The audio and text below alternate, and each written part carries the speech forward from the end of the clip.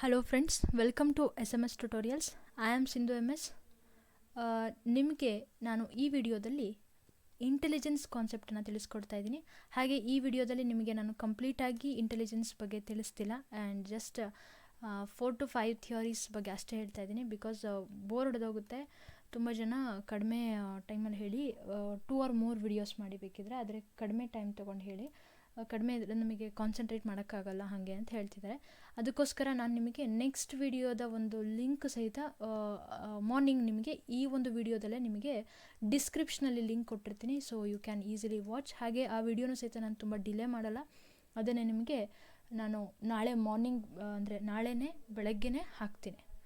ತುಂಬ ಟೈಮ್ ತೊಗೊಳ್ಳಲ್ಲ. ಹಾಗೆ ನಿಮಗೆ ನಾನು ಇಷ್ಟು ದಿನ ಏನು 8 PM ಅಂತ ಹೇಳಿ ಮಾಡ್ತಿದ್ನಲ್ಲ, ಅದ್ರ ಜೊತೆಗೆ ಇನ್ನೂ ಎಕ್ಸ್ಟ್ರಾ 10 MCQs ಅಥವಾ ಸಮ್ಟೈಮ್ಸ್ ಮ್ಯಾಥ್ಸ್ ಕಾನ್ಸೆಪ್ಟ್ಸ್ ಹೇಳುವಾಗ ಏನಾಗುತ್ತೆ ಅಂತಂದರೆ 5 ಕಾನ್ಸೆಪ್ಟನ್ನೇ ತೊಗೊಂಡು ಇನ್ನೂ ಇನ್ ಡೀಟೇಲಾಗಿ ಹೇಳೋ ಸಾಧ್ಯತೆ ಇರುತ್ತೆ. ಸೊ ಅದಕ್ಕೋಸ್ಕರ ಫಿಕ್ಸ್ಡ್ ಅಂತ ನಾನು ಹೇಳ್ತಾ ಇಲ್ಲ. ಮ್ಯಾಥ್ಸ್ ಆದರೆ ಡೈಲಿ ಇನ್ಮೇಲೆ ವೀಡಿಯೋಸ್ಗಳನ್ನು ಹಾಕೋದಕ್ಕೆ ಐ ಆಮ್ ಟ್ರೈಯಿಂಗ್. 100% ನನ್ನ ಕಡೆಯಿಂದ ನಿಮಗೆ support and help, sharing knowledge ಎಲ್ಲದು ಇದ್ದೇ ಇರುತ್ತೆ. ಬಟ್ ನಿಮ್ಮ ಕಡೆಯಿಂದನೂ ಸಹಿತ ನಾನು ಸೇಮ್ ನಾನು ನಿಮ್ಮಿಂದ ಎಕ್ಸ್ಪೆಕ್ಟ್ ಮಾಡ್ತೀನಿ. I need support, that's it ಅಷ್ಟೇ. ಸೊ ಹಾಗಿದ್ರೆ ಬನ್ನಿ ತಿಳ್ಕೊಳ್ಳೋಣ ಇಂಟೆಲಿಜೆನ್ಸ್ ಅಂತ ಅಂದರೆ ಏನು ಅಂಥೇಳಿ. ನಾವು ಯೂಶ್ವಲಿ ಯಾವುದೇ ಒಂದು ವರ್ಡನ್ನು ತೊಗೊಂಡ್ವಿ ಅಂತಂದರೆ we start with its etymological meaning ಅಲ್ವಾ. ಅದನ್ನೇ ನಾನಿಲ್ಲಿ ಫಸ್ಟು ಎಟಿಮೋಲಜಿಕಲ್ ಮೀನಿಂಗನ್ನು ತಿಳಿಸಿದ್ದೀನಿ ಇಂಟೆಲಿಜೆನ್ಸ್ನ ಬಗ್ಗೆ. ದಟ್ ಈಸ್ ಇಂಟೆಲಿಜಿರೇ ಅಥವಾ ಇಂಟೆಲಿಜೇಷಿಯಾ ಅಂತಲೂ ಸಹಿತ ಹೇಳ್ತೀವಿ. It means what? To understand. ಯಾವುದೇ ಒಂದು ವಸ್ತುವನ್ನು ನಾವು, ಯಾವುದೇ ಒಂದು ಸಿಚುಯೇಷನನ್ನು, ಯಾವುದೇ ಒಂದು ಪ್ರಾಬ್ಲಮನ್ನು, ಕಾನ್ಸೆಪ್ಟನ್ನು ಅರ್ಥ ಮಾಡಿಕೊಳ್ಳುವಂತಹ ಎಬಿಲಿಟಿನೇ ನಾವೇನೋದು ಇಂಟೆಲಿಜೆನ್ಸ್ ಹೇಳಿ. ತುಂಬ ಸರಿ ನಾವು ಕನ್ಫ್ಯೂಷನ್ ಆಗ್ತೀವಿ. ಏನಂತ ಅಂದರೆ, ಇಫ್ ಒಬ್ಬ ಸ್ಟೂಡೆಂಟ್ ಮ್ಯಾಥ್ಸಲ್ಲಿ ತುಂಬ ಚೆನ್ನಾಗಿದ್ದಾನೆ, ಅವನು ಪ್ರಾಬ್ಲಮ್ಸ್ಗಳನ್ನು, ಫಂಡಮೆಂಟಲ್ ಆಪ್ರೇಷನ್ಸ್ಗಳನ್ನು ಸಖತ್ತಾಗಿ ಮಾಡ್ತಾನೆ ಅಂದ ತಕ್ಷಣ ಏನು ಮಾಡಿಬಿಡ್ತೀವಿ, he is intelligent with all the subject, ಆ ಥರ ಎಲ್ಲ ಏನೋ ಹೇಳ್ತೀವಿ. ಅಥವಾ ಒಬ್ಬ ಹುಡುಗ ಅಥವಾ ಒಬ್ಬ ಸ್ಟೂಡೆಂಟ್ ಏನಾಗುತ್ತೆ ಅಂತಂದರೆ, ಅವನು ಕ್ಲಾಸಿಗೆ ಫಸ್ಟ್ ಬಂದ ಅಂದ ತಕ್ಷಣ ಹೀ is intelligent in all the subjects ಅನ್ನೋ ಥರ ಜನರಲೈಸ್ ಮಾಡಿಬಿಡ್ತೀವಿ. ನೋ, ಬಟ್ ಏನು ಹೇಳ್ತೀವಿ, ಇನ್ನು ಮುಂದೆ ನೀವು ಈ ಕಾನ್ಸೆಪ್ಟನ್ನು ಇನ್ ಡೀಟೇಲಾಗಿ ಅರ್ಥ ಮಾಡ್ಕೊಳ್ತಾ ಹೋದ್ರಿ ಇನ್ಮೇಲೆ ನೀವೇ ಹೇಳ್ತೀರಾ ಇಟ್ ಈಸ್ ರಿಲೇಟೆಡ್ ವಿತ್ ಒಂದು ಪರ್ಟಿಕ್ಯುಲರ್ ಟಾಪಿಕ್ ಅನ್ನೋದು ನಿಮ್ಮ ಒಂದು ಅಂಡರ್ಸ್ಟ್ಯಾಂಡಿಂಗ್ ಆಗಿರುತ್ತೆ. ಯಾಕಂದರೆ ಸಮ್ಟೈಮ್ಸ್ ಏನಾಗುತ್ತೆ ಅಂತಂದರೆ, ಯಾವುದೋ ಒಂದು ಫೀಲ್ಡಲ್ಲಿ ನಾವು ಸಖತ್ ಮಾಸ್ಟರ್ ಇದ್ದೀವಿ ಅಂತಂದರೆ, ಇನ್ನೊಂದು ಫೀಲ್ಡಲ್ಲಿ ಏನಾಗಿರುತ್ತೆ, ವಿ ಆರ್ ವೆರಿ ವೀಕ್ ಇರ್ಬೋದು ಆ ಸಬ್ಜೆಕ್ಟಲ್ಲಿ. It may be school subject ಆ ಥರದ್ದು ಹೇಳ್ತಾ ಇಲ್ಲ ನಾನು. ನಾವು ಲೈಫಲ್ಲಿ ಫೇಲ್ಯೂರ್ ಆಗಿರಬಹುದು, ಓದೋದ್ರಲ್ಲಿ ಸಖತ್ತಾಗಿದ್ದು ಲೈಫಲ್ಲಿ ಫೇಲ್ಯೂರ್ ಆಗಿರಬಹುದು, ಲೈಫಲ್ಲಿ ಬರುವ ಪ್ರಾಬ್ಲಮ್ಸ್ಗಳನ್ನು ಫೇಸ್ ಮಾಡೋದಕ್ಕೆ ನಾವು ಹೆದರಬಹುದು. ಬಟ್ ನಮಗೆ ಅಕಾಡೆಮಿಕ್ ಪ್ರಾಬ್ಲಮ್ಸ್ ಬಂತು ಅಂತಂದರೆ ನಾವು ಚಾಲೆಂಜಿಂಗ್ ಆಗಿ ತೊಗೋಬೋದು.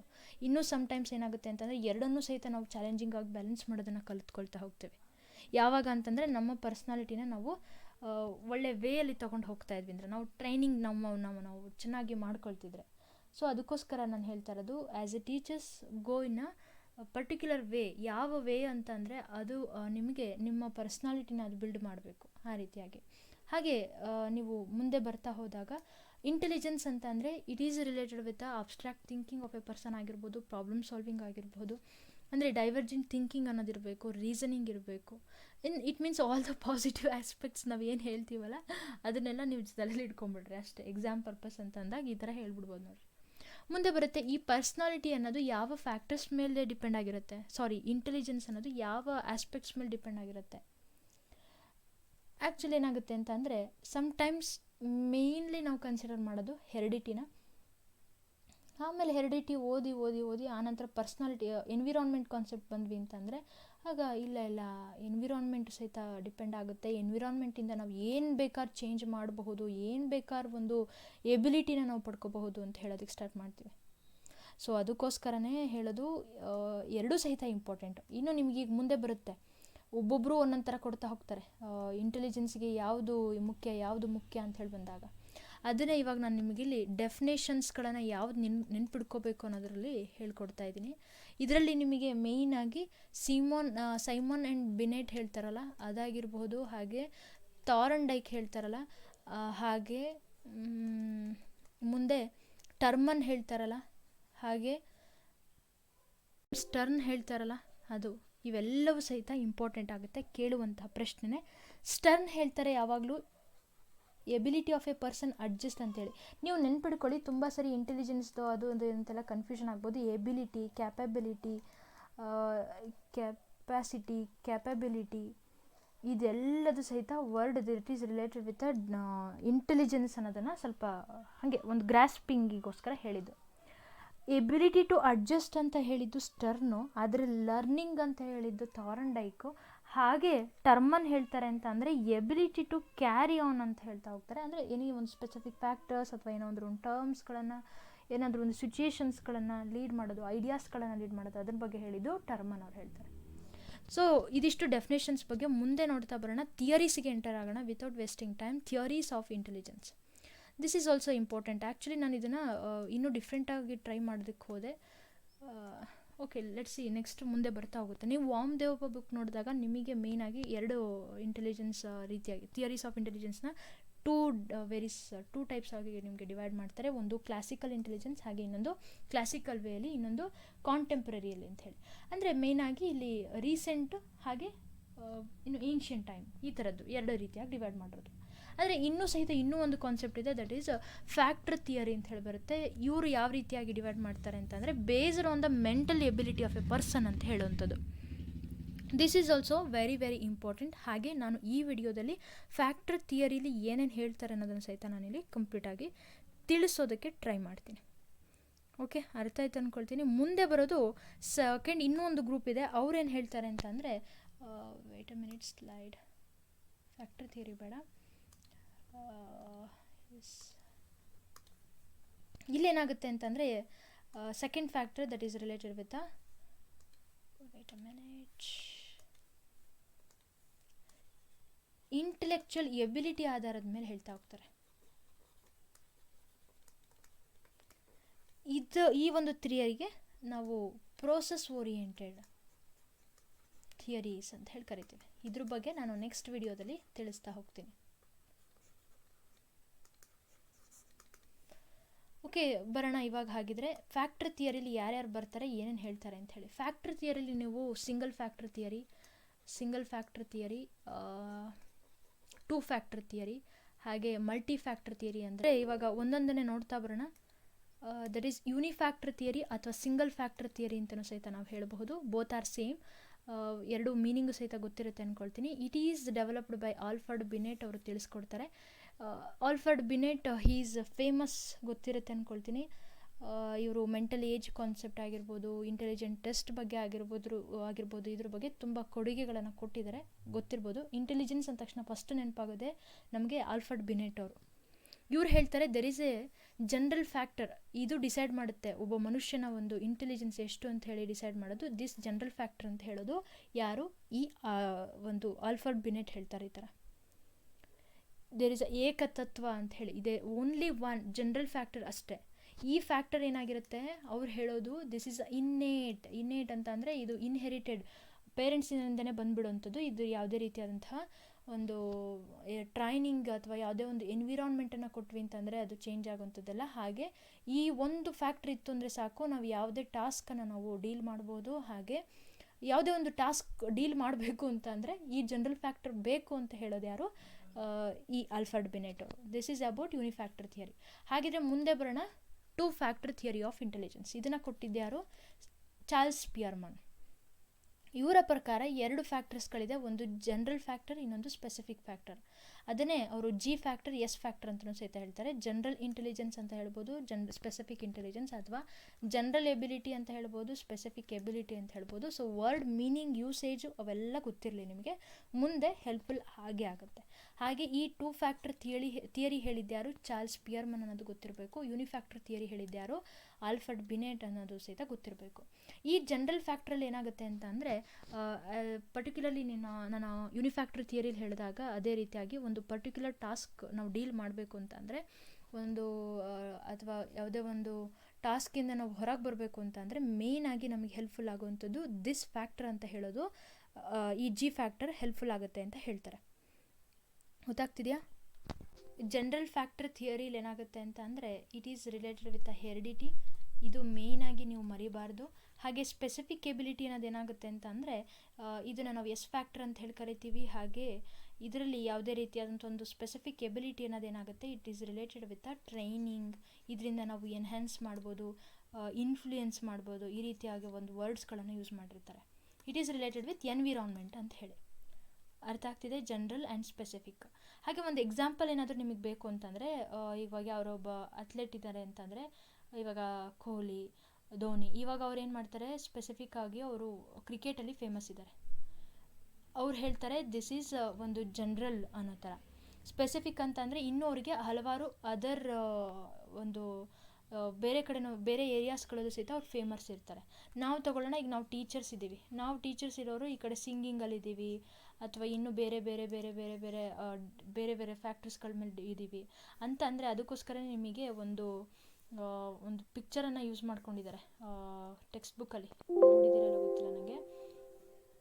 Wait a minute. ಓಕೆ, ಈ ರೀತಿಯಾಗಿ where is that? Yes, colour change. Yes, ಒಂದು ಜನರಲ್ ಫ್ಯಾಕ್ಟರ್ ಅಂತ ಹೇಳಿದ್ರೆ ಅದಕ್ಕೆ ಆಯಾಮ ಡಿಫ್ರೆಂಟಾಗಿ ಸ್ಪೆಸಿಫಿಕ್ ಎಬಿಲಿಟೀಸ್ಗಳು ಇರುತ್ತೆ ಅಂತ ಹೇಳಿ. ಈ ರೀತಿಯಾಗಿ ಒಂದು ಅಷ್ಟೇ ನಿಮ್ಮ ಮತ್ತೆ ಇನ್ ಡೀಟೇಲ್ ಇಷ್ಟೇ ಸಾಕು ಅಂತ ಹೇಳಿ ಅಂದ್ಕೊಳ್ತೀನಿ.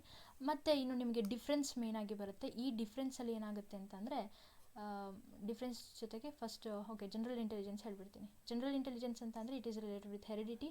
ಆದರೆ ಸ್ಪೆಸಿಫಿಕ್ ಇಂಟೆಲಿಜೆನ್ಸ್ ಏನಾಗುತ್ತೆ, it is related with environment. ಅಂದರೆ ಇದು ಎನ್ವಿರಾನ್ಮೆಂಟ್ ನಾವು ಏನೇ ಕೊಟ್ಟರು ಇದು ಯಾವುದೇ ರೀತಿಯಾಗಿ ಚೇಂಜ್ ಆಗಲ್ಲ ಅಂತ ಹೇಳ್ತಾರೆ. ಅಂದರೆ ಜನರಲ್ ಎಬಿಲಿಟಿ ಅನ್ನೋದು ಎನ್ವಿರಾನ್ಮೆಂಟ್ ಎಷ್ಟೇ ನಾವು ಚೇಂಜ್ ಕೊಟ್ಟರು ಸಹಿತ ಅದು ಜನರಲ್ ಇಂಟೆಲಿಜೆನ್ಸನ್ನು ಅದು ಎನ್ಹ್ಯಾನ್ಸ್ ಮಾಡಲ್ಲ. ಆದರೆ ಸ್ಪೆಸಿಫಿಕ್ ಇಂಟೆಲಿಜೆನ್ಸಲ್ಲಿ ಏನಾಗುತ್ತೆ, with help of practice or experience ಆಗ್ತಾ ಏನಾಗುತ್ತೆ, ಅಥವಾ ಬೈ ಡೂಯಿಂಗ್ ಮಾಡ್ತಾ ಏನಾಗುತ್ತೆ, ಸ್ಪೆಸಿಫಿಕ್ ಟಾಸ್ಕ್ಗಳಲ್ಲಿ ನಾವು ಮಾಸ್ಟರ್ ಆಗ್ತೀವಿ. But it is related with a general task. ಗೊತ್ತಾಗ್ತಿದೆಯಾ? ಹಾಗೆ ಈಗ ಸ್ಪಿಯರ್ಮನ್ ಮತ್ತು ಬೆನೆಟ್ ಅವರು ಹೇಳೋದ್ರ ಪ್ರಕಾರ, ಹಾಗೆ ಸ್ಪಿಯರ್ಮನ್ ಇನ್ ಪರ್ಟಿಕ್ಯುಲರ್ಲಿ ನಾವು ಹೇಳೋದು ನೋಡ್ತಾ ಹೋದ್ವಿ ಅಂದರೆ, ಈ ಜಿ ಫ್ಯಾಕ್ಟರ್ ಅನ್ನೋದು ಫ್ಯಾಕ್ಟರ್ಸ್ಗಳಿಗೆ ಅದು ಅಂದರೆ ಏನಾಗುತ್ತೆ ಅಂದರೆ that is related with innate ಅಂತ ಹೇಳ್ತಾ ಇರೋದ್ರಿಂದ ನಾವು ಯಾವುದೇ ರೀತಿಯಾಗಿ ಟ್ರೈನಿಂಗ್ ಅಥವಾ ಎನಿ ಎಜುಕೇಷನ್ ಕೊಟ್ವಿ ಅಂತಂದರೆ ಇದು ಏನೂ ಚೇಂಜ್ ಮಾಡಲ್ಲ. ಆದರೆ ಇದು ಚೇಂಜ್ ಆಗುತ್ತೆ, ಅದನ್ನೇ ಇಲ್ಲಿ ಹೇಳ್ತಾ ಇರೋದು. ಹಾಗೆ ಅದಕ್ಕೋಸ್ಕರನೇ ಈ ಒಂದು ಸಿಂಬಲ್ ಬರೆದಿರೋದು. ನೆಕ್ಸ್ಟ್ ಇಲ್ಲಿ ಬಂದಿರೋದೇನು ಅಂತಂದರೆ, if G factor is a less in person than the S factor ಅಂತಂದಾಗ ಏನಾಗುತ್ತೆ, ಅವನಲ್ಲಿ ಎಸ್ ಫ್ಯಾಕ್ಟರ್ ಅನ್ನೋದು ಡೆವಲಪ್ ಆಗೋದೇ ಇಲ್ಲ ಅಂತ ಹೇಳೋದು ಯಾರು ಇಲ್ಲಿ ಈ ಒಂದು ಜನರಲ್ ಎಬಿಲಿಟಿಲಿ. S factor will not be developed in this factor, ಅಂದರೆ ಟು ಬಿ ಬೆಸ್ಟ್ ಅಂತ ಹೇಳಿ ಅದು ಆಗಲ್ಲ. ಆದರೆ ಇದರಲ್ಲಿ ನೋ ವೇ ಟ್ರೈನಿಂಗ್ನ ನಾವೊಂದು ಎಜುಕೇಷನ್ನ ನಾವೊಂದು ಪರ್ಟಿಕ್ಯುಲರ್ ಟಾಸ್ಕಲ್ಲಿ ಅವನಿಗೆ ಸ್ಕಿಲ್ಲನ್ನು ನಾವು ಬೆಳೆಸಿದ್ವಿ ಅಂತಂದರೆ ಇಟ್ ಈಸ್ ಚಾನ್ಸಸ್ ಇದೆ ಆರ್ ದೇರ್ ಅಂತ ಹೇಳ್ತಾರೆ. ಇದರಲ್ಲಿ ಎವ್ರಿ ಟಾಸ್ಕ್, ಯಾವುದೇ ಒಂದು ಟಾಸ್ಕ್ ಮಾಡಬೇಕು ಅಂತ ಅಂದರೆ ಅಲ್ಲಿ ಏನಾಗುತ್ತೆ ಅಂತಂದರೆ ಇಲ್ಲಿ G factor and S factor both ಬೇಕು ಅಂತ ಹೇಳ್ತಾರೆ ಇನ್ ಜನರಲ್ ಎಬಿಲಿಟಿಲಿ ಸ್ಪಿಯರ್ಮನ್. ಆದರೆ ಈ ಸ್ಪೆಸಿಫಿಕ್ ಎಬಿಲಿಟಿಲಿ ಏನಾಗುತ್ತೆ ಅಂತ ಅಂದರೆ, ಈಗ ಒಂದೊಂದು ಏರಿಯಾದಲ್ಲೂ ಒಂದೊಂದು ಹೈ ಎಸ್ ಫ್ಯಾಕ್ಟರ್ ಇರುತ್ತೆ, ಆದರೆ ಒಂದೊಂದು ಏರಿಯಾದಲ್ಲಿ ಲೋ ಎಸ್ ಫ್ಯಾಕ್ಟರ್ ಇರುತ್ತೆ, ಅಥವಾ ಹೈ ಜಿ ಫ್ಯಾಕ್ಟರ್ ಇರ್ಬೋದು ಅಲ್ವಾ, ಇಟ್ ಡಿಪೆಂಡ್ಸ್. ಸೊ ಈ ರೀತಿಯಾಗಿ ಒಂದು ಟಾಸ್ಕಿಗೆ ಯಾವ ರೀತಿಯಾಗಿ ಈ ಫ್ಯಾಕ್ಟರ್ಸ್ಗಳು ಅಪ್ಲೈ ಆಗುತ್ತೆ ಅನ್ನೋದನ್ನು ತಿಳಿಸ್ಕೊಡ್ತಾ ಹೋಗ್ತಾರೆ. ಮುಂದೆ ಬರೋಣ, ದಟ್ ಈಸ್ ಗ್ರೂಪ್ ಫ್ಯಾಕ್ಟರ್ ಥಿಯರಿಗೆ ಬರೋಣ. ಗ್ರೂಪ್ ಫ್ಯಾಕ್ಟರ್ಗಿಂತ ಟ್ರೈಆರ್ಕಿಕ್ಗೆ ಬರೋಣ. Triarchic theory this is given by Sternberg. ಈ ಹೆಸರುಗಳನ್ನು ನೆನ್ಪಿಟ್ಕೊಳ್ಳೋದನ್ನು ಮರಿಬೇಡಿ. ಯೂನಿಫ್ಯಾಕ್ಟರ್ಗೆ ಯಾರು, ಹಾಗೆ ಟೂ ಫ್ಯಾಕ್ಟರ್ ಥಿಯರಿಗೆ ಯಾರು, ಈಗ ಸಡನ್ನಾಗಿ ನೆನ್ಪು ಮಾಡ್ಕೊಳ್ಳೋದನ್ನು ಮರಿಬೇಡಿ, ಪಾಸ್ ಮಾಡಿಕೊಂಡು ನೆನ್ಪು ಮಾಡ್ಕೊಳ್ಳಿ ಬೇಗ. ಸೊ ಮುಂದೆ ಬರೋಣ. ಇವರು ಟ್ರೈಆರ್ಕಿಕ್ ಥಿಯರಿಲಿ ಟ್ರೈ ಅನ್ನೋದನ್ನು ನೀವು ಗೆಸ್ ಮಾಡ್ಬೋದು. 3 ಫ್ಯಾಕ್ಟರ್ಗಳಿದೆ, ಒಂದು ಅನಾಲಿಟಿಕಲ್, ಕ್ರಿಯೇಟಿವ್ ಹಾಗೆ ಪ್ರಾಕ್ಟಿಕಲ್. ಹೆಸರಲ್ಲೇ ನಿಮಗೆ ಗೊತ್ತಾಗ್ಬೋದು, ನೆನ್ಪಿಡ್ಕೊಳ್ಳೋ ಅವಶ್ಯಕತೆ ಇಲ್ಲ. ಇದನ್ನು ನೀವು ಪ್ಯಾಕ್ ಅಂತನಾದರೂ ಆಗಿರ್ಬೋದು, CPA ಅಥವಾ APC ಅಥವಾ ACP ಹೇಗಾದರೂ ನೆನ್ಪಿಡ್ಕೋಬೋದು. ಈ ಒಂದು ಥಿಯರಿನ ಮೇಲೇ ಏನಾಗುತ್ತೆ, ಹ್ಯೂಮನ್ ಇಂಟೆಲಿಜೆನ್ಸ್ನ ಅಂಡರ್ಸ್ಟ್ಯಾಂಡ್ ಮಾಡ್ಕೊಳ್ಳೋದಕ್ಕೆ ಸಾಧ್ಯ ಆಗಿದೆ ಈ ಒಂದು ಥಿಯರಿ ಮೇಲೆ, ಟ್ರೈಆರ್ಕಿಕ್ ಥಿಯರಿ ಮೇಲೆ. ಸೊ ಗೊತ್ತಾಗ್ತಿದೆಯಾ? ಹಾಗೆ ಪ್ರಾಕ್ಟಿಕಲ್ ಇಂಟೆಲಿಜೆನ್ಸ್ ಅಂದರೆ ಏನು ಅಕಾರ್ಡಿಂಗ್ ಟು ದಿಸ್ ಥಿಯರಿ ಅಂತಂದರೆ, he going to apply the knowledge ಅಥವಾ previous knowledge in a new situation apply ಮಾಡೋದಾಗಿರ್ಬೋದು, he going to practise a new things ಆಗಿರ್ಬೋದು, ಎಕ್ಸ್ಪೀರಿಯನ್ಸ್ಗಳನ್ನ ಕಲೆಕ್ಟ್ ಮಾಡೋದಕ್ಕೆ ಇಷ್ಟಪಡೋದಾಗಿರ್ಬೋದು. ಹಾಗೆ ಇನ್ನೂ ಇನ್ ಡೀಟೇಲ್ ನಾವು ಹೋದ್ವಿ ಅಂತಂದರೆ, ಅವನು ಏನೇ ಕಲ್ತರೂ ಸಹಿತ ಅದನ್ನು ಪ್ರಾಕ್ಟೀಸ್ ಮಾಡಿ ಕಲಿಯೋದಕ್ಕೆ ಇಷ್ಟಪಡೋದಾಗಿರ್ಬೋದು. ಈ ರೀತಿಯಾಗಿ that is practical intelligence relate ಆಗುತ್ತೆ. ಬಟ್ ಕ್ರಿಯೇಟಿವ್ ಅಂತ ಅಂದರೆ ಇಲ್ಲಿ he going to create the new things, ಇನ್ವೆನ್ಷನ್ಸ್ಗಳನ್ನಾಗಿರ್ಬೋದು, ಹಾಗೆ ಡಿಸ್ಕವರ್ ಮಾಡೋಂಥದ್ದಾಗಿರ್ಬೋದು ಅಥವಾ ಪ್ರಿಡಿಕ್ಟ್ ಮಾಡೋದಾಗಿರ್ಬೋದು. ಕ್ರಿಯೇಟಿವ್ ಅಂದರೆ ಅಲ್ಲಿಗೆ ನೀವು ನೋಡ್ಬೋದು open ended question, divergent thinking, ಇವೆಲ್ಲವೂ associated with this creative thinking, creative intelligence. Analytical ಅಂತ ಅಂದರೆ ಏನಾಗುತ್ತೆ, ಇಲ್ಲಿ ಜಸ್ಟ್ ಅನಲೈಸ್ ಮಾಡೋದಷ್ಟೇ ಅಲ್ಲ, ಅನಲೈಸ್ ದ ಮೇನ್ ಥಿಂಗ್. ಹೌದು, ಅನಲೈಸ್ ಮಾಡಿ ಕಂಕ್ಲೂಷನ್ಸ್ಗಳನ್ನು ಇವ್ಯಾಲ್ಯೂಯೇಷನ್ ಮಾಡೋದಾಗಿರ್ಬೋದು, ಹಾಗೆ ಅಸೆಸ್ ಮಾಡೋದಾಗಿರ್ಬೋದು. It means same, okay, but evaluate ಮಾಡಿ ಒಂದು ಜಡ್ಜ್ ಮಾಡೋದಾಗಿರ್ಬೋದು. ಇವೆಲ್ಲವೂ ಡಿಪೆಂಡ್ ಆಗೋದು in analytical theory, analytical ಇಂಟೆಲಿಜೆನ್ಸಲ್ಲಿ.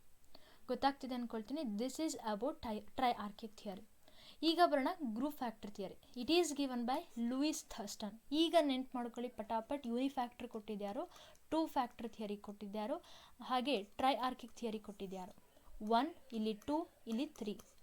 So ಈಸಿಯಾಗಿ ನೆನ್ಪಿಟ್ಕೊಳ್ಬೋದು ಅಂತ ಅಂದ್ಕೊಳ್ತೀನಿ ಈ ಒಂದು ಫಾರ್ಮಲ್ಲಿ ನೀವು ಕಲ್ತಿದ್ದೆ ಆದರೆ ಇಟ್ ಈಸ್ ಈಸಿ. ಹಾಗೆ ಈ ಗ್ರೂಪ್ ಫ್ಯಾಕ್ಟರ್ ಥಿಯರಿಲಿ ಥರ್ಸ್ಟನ್ ಅವ್ರು ಏನು ಹೇಳ್ತಾರೆ ಅಂತಂದರೆ, there are 7 different primary mental abilities ಇದೆ ಅಂತ ಹೇಳ್ತಾರೆ ಇವರು. ಇವುಗಳ ಆಧಾರದ ಮೇಲೆ ನಾವು ಇಂಟೆಲಿಜೆನ್ಸನ್ನು ಹೇಳ್ತೀವಿ ಅಂತ ಹೇಳ್ತಾರೆ. ಥರ್ಸ್ಟನ್ ಏನು ಮಾಡ್ತಾರೆ, ಸ್ಪಿಯರ್ಮನ್ ಅವ್ರು ಏನು ಕೊಟ್ಟಿದ್ರಲ್ಲ, 2 ಫ್ಯಾಕ್ಟರ್ಸ್ಗಳನ್ನು ಏನು ಕೊಟ್ಟಿದ್ರಲ್ಲ ಸ್ಪಿಯರ್ಮನ್, G&S ಅಂತ ಹೇಳಿ, ಅವುಗಳನ್ನು ಎಕ್ಸ್ಟೆಂಡ್ ಮಾಡ್ತಾ ಹೋಗ್ತಾರೆ. 2 ಫ್ಯಾಕ್ಟ್ರಿಂದ ಅಷ್ಟೇ ಅಲ್ಲ, ದೆರ್ ಆರ್ 7 ಡಿಫ್ರೆಂಟ್ ಎಬಿಲಿಟೀಸ್ ಇದೆ. ಅವನ್ನ ನಾವು ಪ್ರೈಮರಿ ಮೆಂಟಲ್ ಎಬಿಲಿಟೀಸ್ ಅಂತ ಹೇಳಿ ಕರಿತೀವಿ. ಅವುಗಳನ್ನೇ ನಾನಿಲ್ಲಿ ಲೀಸ್ಟ್ ಮಾಡಿದ್ದೀನಿ, ನೋಡ್ಕೋಬಹುದು. ವರ್ಬಲ್ ಕಂಪ್ರಹೆನ್ಷನ್ ಅಂತ ಅಂದರೆ ಯಾವುದೇ ಒಂದು ಒಂದು ವಿಷಯವನ್ನು ಅವನು ಕಂಪ್ರೆನ್ಷನ್, ಅಂಡರ್ಸ್ಟ್ಯಾಂಡಿಂಗ್ ಮಾಡ್ಕೊಳ್ಳೋದು, ವರ್ಬಲ್ ಇರುವಂಥದ್ದು. ಹಾಗೆ verbal fluency, it is related with vocabulary, sentence formation, ಇದೆಲ್ಲಂತೂ ಬರೋದು. ಇಂಡಕ್ಟಿವ್ ರೀಸನಿಂಗಿಗೆ ಬೇಕಾಗಿರುವಂಥ ಒಂದು ಯಾವುದೇ ಒಂದು ಡಾಟಾಸನ್ನು ಕಲೆಕ್ಟ್ ಮಾಡಿ ಹೇಗೆ ಅದು ಕಾರಣವನ್ನು ಕೊಡೋಕು, ಕಾರಣೀಕರಿಸುವಂಥದ್ದು, ಅದೆಲ್ಲವೂ related with inductive reasoning. Spatial visualisation ಅಂತ ಬಂದಾಗ ಅವನು ಅಬ್ಸ್ಟ್ರಾಕ್ಟ್ ಥಿಂಕಿಂಗ್ ಮಾಡೋದಾಗಿರ್ಬೋದು. ಸ್ಪೇಸ್ ಹೀಗಿರುತ್ತೆ, ಹಾಗಿರುತ್ತೆ, ಯಾವುದೋ ಒಬ್ಬ ಕವಿ ಹೀಗಿದ್ದ, ರಾಜ ಹೀಗಿದ್ದ, ಹಾಗೆ ಮಾಡ್ದ, ಹೀಗೆ ಮಾಡ್ದ, ಸ್ಪೇಷಿಯಲ್ ಇಂಟೆಲಿಜೆನ್ಸ್ ಆಗೋದಾಗುತ್ತೆ. ಹಾಗೆ ನ್ಯೂಮರಿಕಲ್ ಎಬಿಲಿಟಿ ಅಂತ ಬಂದಾಗ it is related with problematic situation, problem solving, mathematics, ಇದೆಲ್ಲ ಬರೋಂಥದ್ದು. Memory, you know that. Perceptual speed ಅಂತ ಅಂದರೆ ಈಗ ನಾನು ಹೇಳ್ತಾ ಇರೋದನ್ನು ನೀವು ಯಾವ ಸ್ಪೀಡಲ್ಲಿ ನೀವು ಗ್ರಾಸ್ ಮಾಡ್ತಿದ್ದೀರಾ, ರಿಸೀವ್ ಮಾಡ್ಕೊಳ್ತಿದ್ದೀರಾ, ಇನ್ನು ಡಿಫ್ರೆಂಟ್ ವೇ ಇದೆ ಅದರಲ್ಲೂ ಸಹಿತ. ನಾನು ಹೇಳಿದ್ದನ್ನು ಹೇಳಿದ್ದಷ್ಟೇ ಅಕ್ಸೆಪ್ಟ್ ಮಾಡ್ಕೊಳ್ಳೋದಕ್ಕಿಂತ ನಾನು ಹೇಳಿದ್ದನ್ನು ನೀವು ಇನ್ನೊಂದು ಕಡೆ ಅಪ್ಲೈ ಮಾಡಿದಾಗ ಆಗ ನಿಮಗೆ ಅರ್ಥ ಆಗುತ್ತೆ. ಗೊತ್ತಾಯ್ತಲ್ವ? ಸೊ ಮುಂದೆ ಬರೋಣ. This is about group factor theory. ಹಾಗೆ ಇದ್ರ ಬಗ್ಗೆ ನಿಮಗೆ ಇನ್ನೂ ಒಂಚೂರು ಕಾನ್ಸೆಪ್ಟ್ಸ್ಗಳು ಬೇಕು. ಏನಪ್ಪ ಅಂತಂದರೆ, ಸ್ಪೇಷಿಯಲ್ ನಿಮಗೆ ಏನಾದರೂ ಒಂದು ನೆನ್ಪಿಡ್ಕೊಳ್ಳೋದಕ್ಕೆ ಏನಾದರೂ ಟ್ರಿಕ್ ಏನಾದರೂ ಬೇಕು ಅಂತಂದರೆ SPNVWMR ನೋಡಿ ಹೇಗೆ ನೆನ್ಪಿಡ್ಕೊಳ್ಬಹುದು ಅಂತ ಹೇಳಿ. ತುಂಬ ಚೆನ್ನಾಗಿದೆ ಅಲ್ಲ? ಒಂದು ಸ್ವಲ್ಪ ಕನ್ಫ್ಯೂಷಿಂಗ್ ಅಂತ ಅನಿಸ್ಬಹುದು ನಿಮಗೆ, but easy.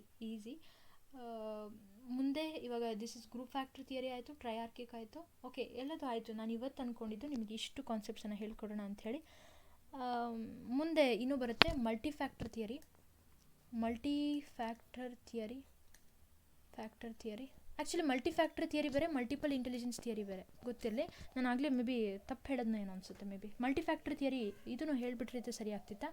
Okay, factor theory ಮುಗ್ದೆ ಹೋಗುತ್ತೆ ಅಲ್ಲಿಗೆ. ಥಾರ್ನ್ಡೈಕ್ ಅವ್ರು ಕೊಡೋದು ದಿಸ್ ಮಲ್ಟಿಫ್ಯಾಕ್ಟರ್ ಥಿಯರಿ. ಇವ್ರ ಪ್ರಕಾರ 3 ರೀತಿಯಾಗಿ ಇಂಟೆಲಿಜೆನ್ಸ್ ಇದ್ದಾವೆ. ಒಂದು ಸೋಷಿಯಲ್ ಇಂಟೆಲಿಜೆನ್ಸ್ ಇದೆ, ಹಾಗೆ ಇನ್ನೊಂದು ಅಬ್ಸ್ಟ್ರಾಕ್ಟ್ ಇದೆ, ಹಾಗೆ ಇನ್ನೊಂದು ಕಾಂಕ್ರೀಟ್ ಇದೆ. Abstract and concrete are both opposite. ಗೊತ್ತಲ್ಲ, ವರ್ಡ್ಸ್ಗಳು ಮೀನಿಂಗ್ ಗೊತ್ತಾಗುತ್ತೆ ಅಂದ್ಕೊಳ್ತೀನಿ. ಏನೇ ಒಂದು concepts related with a concrete, ನಮಗೆ ವಿಷಯ ಒಂದು ಅದನ್ನು ನಾವು ಕಣ್ಣು ಮುಂದೆ ನೋಡೋದಕ್ಕಾಗೋದು, ಅದನ್ನು ನಾವು ಟಚ್ ಮಾಡಿ ಫೀಲ್ ಮಾಡಿಕೊಂಡು ನಾವು ಅದನ್ನು ಅರ್ಥಗ್ರಹಿಕೆ ಮಾಡ್ಕೊಳ್ಳೋಂಥದ್ದು, that is related with concrete. Abstract ಅಂತಂದರೆ it is related with spatial visualisation ಅಂತಂದ್ವಲ್ಲ ಅದು. ಸೋಷಿಯಲ್ ಅಂತಂದರೆ ಮೇಯ್ನಾಗಿ ನಾವು ನಮ್ಮ ಸುತ್ತಮುತ್ತ ಎನ್ವಿರಾನ್ಮೆಂಟ್, ಇದು ನಿಮಗೆ ಸೋಷಿಯಲ್ ಇಂಟೆಲಿಜೆನ್ಸಲ್ಲಿ ಬರುವಂಥದ್ದು. How the person going to, what is the ability of the person, how he is able to react with social situation, social ಪ್ರಾಬ್ಲಮ್ಸ್ಗಳ ಜೊತೆ ಅವನು ಹೇಗೆ ರಿಯಾಕ್ಟ್ ಮಾಡ್ತಾನೆ, that is related with social intelligence. ಹಾಗೆ ನಾವು ತುಂಬ ಜನ ಏನು ಅಂದ್ಕೊಂಡ್ಬಿಡ್ತೀವಿ, ಅಬ್ಸ್ಟ್ರಾಕ್ಟ್ ಅಂದ ತಕ್ಷಣ just related with spatial intelligence ಅಂತ ಅಷ್ಟೇ ಅಂದ್ಕೊಂಡ್ಬಿಡ್ತೀವಿ. ಆದರೆ ನಾವು ಇಲ್ಲೂ ಸಹಿತ ಒಂದು ಯಾವುದೋ ಒಂದು ಕಥೆನ ಹೇಳುವಾಗ ಅಲ್ಲಿ ಈಗ ನಾವು ಸ್ಟೋರಿ ಟೆಲ್ಲಿಂಗ್, ಅಲ್ಲೂ ಸಹಿತ ಏನಾಗುತ್ತೆ, ಇಮ್ಯಾಜಿನೇಷನ್ ಬರ್ತಾ ಹೋಗುತ್ತೆ ಅಲ್ವಾ. ಹಿಸ್ಟ್ರಿ ಕಾನ್ಸೆಪ್ಟ್ಸ್ಗಳಾಗಿರ್ಬೋದು, ಇವೆಲ್ಲವೂ ಸಹಿತ ಅಬ್ಸ್ಟ್ರಾಕ್ಟ್ ಥಿಂಕಿಂಗಿಗೆ ಬರುತ್ತೆ. ಕಾಂಕ್ರೀಟ್ ಅಂತ ಬಂದಾಗ ಡೈಲಿ ಲೈಫ್ದಾಗಿರ್ಬೋದು, ನಮ್ಮ ಒಂದು ಎನ್ವಿರಾನ್ಮೆಂಟ್ ಅಂದರೆ ನೈಬರ್ ಎನ್ವಿರಾನ್ಮೆಂಟ್, ಈಗ ನೆಕ್ಸ್ಟ್ ಟು ಅವರ್ ಎನ್ವಿರಾನ್ಮೆಂಟ್ ಅಂತ ಏನು ಹೇಳ್ತೀವಲ್ಲ, ಆ ರೀತಿಯಾಗಿ it is related with concrete intelligence ಆಗುತ್ತೆ. ಓಕೆ, ಮುಂದಿನ ಒಂದು ವಿಡಿಯೋದಲ್ಲಿ ನಾನು ನಿಮಗೆ ಕಂಪ್ಲೀಟಾಗಿ multiple intelligence, multiple Guilford theory ಮತ್ತು ಥಾರಂಡೈಕ್ ಅವ್ರದ್ದು ಮುಗಿಸಿದ್ದೀನಿ. ಸೊ ಅದೇನಿಲ್ಲ, ಇದನ್ನು ನಿಮಗೆ 8 PM ನಾನು ಹಾಕಲ್ಲ, 11 AM ಹಾಕ್ಬಿಡ್ತೀನಿ. ನಾಳೆ ನಿಮಗೆ ಇಂಟೆಲಿಜೆಂಟ್ ಟೆಸ್ಟ್ ಏನಿದೆಯಲ್ಲ, ಇಂಟೆಲಿಜೆಂಟ್ ಟೆಸ್ಟ್ ಇದೆಯಲ್ಲ ಅದ್ರ ಬಗ್ಗೆ 8 ಗಂಟೆಗೆ ಹಾಕ್ತೀನಿ, 11 ಗಂಟೆಗೆ ಉಳಿದಿದ್ದು ಹಾಕ್ತೀನಿ. ಈಗೇನು ಇಂಟೆಲಿಜೆನ್ಸ್ ಬಗ್ಗೆ ಇರೋದು, ಯಾಕಂದರೆ ಇನ್ಮೇಲೆ ಸ್ವಲ್ಪ ಜಾಸ್ತಿ ವೀಡಿಯೋಸ್ಗಳನ್ನು ಮಾಡೋದಕ್ಕೆ ಸ್ಟಾರ್ಟ್ ಮಾಡ್ಕೊಳ್ತೀನಿ. ಅದಕ್ಕೋಸ್ಕರ ನಾನು ನಿಮಗೆ ಈ ವಿಡಿಯೋದಲ್ಲಿ ಫೇಸ್ ತೋರ್ಸೋಕ್ಕಾಗಿಲ್ಲ, ಬಿಕಾಸ್ ಎವ್ರಿ ಟೈಮ್ ನಾನು ಮತ್ತೆ ರೆಡಿಯಾಗಿ ಕೂರಬೇಕಾಗುತ್ತೆ. ಬಿಕಾಸ್ ನಾನು ಹಾಗೆ ಒಂದು ವಿಡಿಯೋದಲ್ಲಿ ಮಾಡಿದೆ, ನಮ್ಮ ಮನೇಲೆಲ್ಲ ಬೈದರು ನನಗೆ, ಎಲ್ಲ ಹೆಂಗೆ ಕೂತಿದ್ಯಾ ನೋಡಿ ಹಂಗೆ ಹಿಂಗೆ ಅಂತ ಬೈದರು. ಬಿಕಾಸ್ ಇದನ್ನು ತುಂಬ ಜನ ನೋಡೋ ಸಾಧ್ಯತೆ ಇದೆ, ಈ ಕಡಿಮೆ ನೋಡ್ತಿದ್ದಾರೆ ಇರ್ಬೋದು, but I am giving importance for the quality content ಕೊಡ್ತಿರೋದ್ರಿಂದ ನನಗೆ ಗ್ಯಾರಂಟಿ ಇದೆ ಮುಂದೆ ಒಂದಿನ ಹೈಯೆಸ್ಟ್ ವ್ಯೂ ಆಗೇ ಆಗುತ್ತೆ ಅಂಥೇಳಿ. ಹಾಗೆ ನನ್ನ ಒಂದು ಇಂಟೆನ್ಷನ್ ಹೈಯೆಸ್ಟ್ ವ್ಯೂ ಆಗೋದಲ್ಲ, ಮೇಯ್ನಾಗಿ ತುಂಬ ಜನಕ್ಕೆ ರೀಚ್ ಆಗಬೇಕು ಅನ್ನೋದಕ್ಕಿಂತನೂ ಮೇಯ್ನಾಗಿ ಅಂತಂದರೆ 50 ಜನ ನೋಡಲಿ, ಅವರು ಕಂಪ್ಲೀಟಾಗಿ ನೋಡಬೇಕು, ಅವ್ರಿಗೆ ಉಪಯೋಗ ಆಗಿದೆ ಅಂತ ಹೇಳಿ ಫೀಲ್ ಆಗಬೇಕು ಅನ್ನೋದು ನನ್ನ ಇಂಪಾರ್ಟೆನ್ಸ್.